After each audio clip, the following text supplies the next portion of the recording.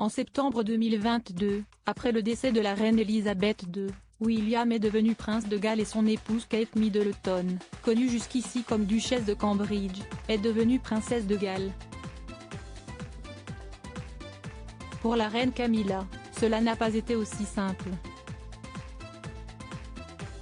Car ce titre a pendant très longtemps été associé uniquement à Lady Diana, tragiquement décédée dans un accident de la route survenu à Paris en août 1997.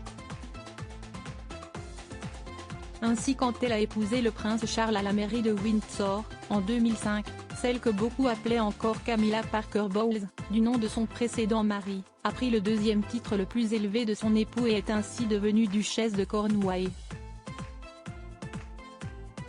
Avec le couronnement de son mari, elle est donc passée de duchesse à reine sans jamais avoir été princesse. Le protocole a préféré entretenir le prestige de la famille, sans faire d'erreur de diplomatie ou de communication. D'autres membres de la famille royale n'ont pas eu besoin de se battre autant pour avoir leur titre.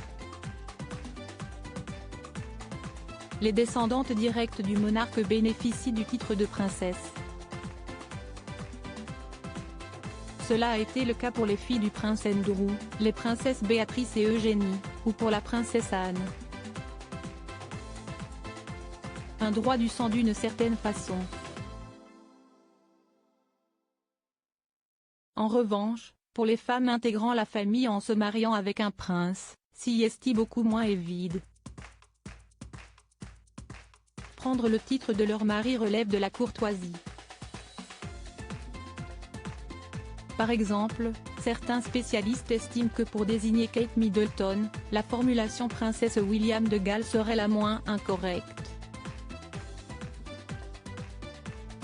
De même, pour Camilla, on aurait pu parler de princesse Charles de Galles et non de princesse Camilla.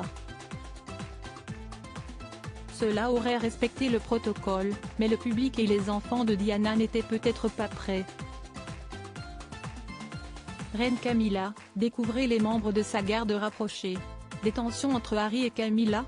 Voir sa belle-mère reprendre le titre de princesse de Galles aurait sans doute ulcéré le prince Harry. Lors de la promotion de ses mémoires, Le Suppléant, livre sorti en janvier dernier, le fils cadet de Diana n'avait pas épargné Camilla.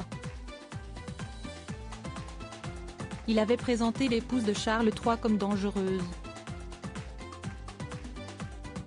Selon Vanity Fair et page 6, citant un ami, la principale intéressée se serait dite stupéfaite par de telles révélations.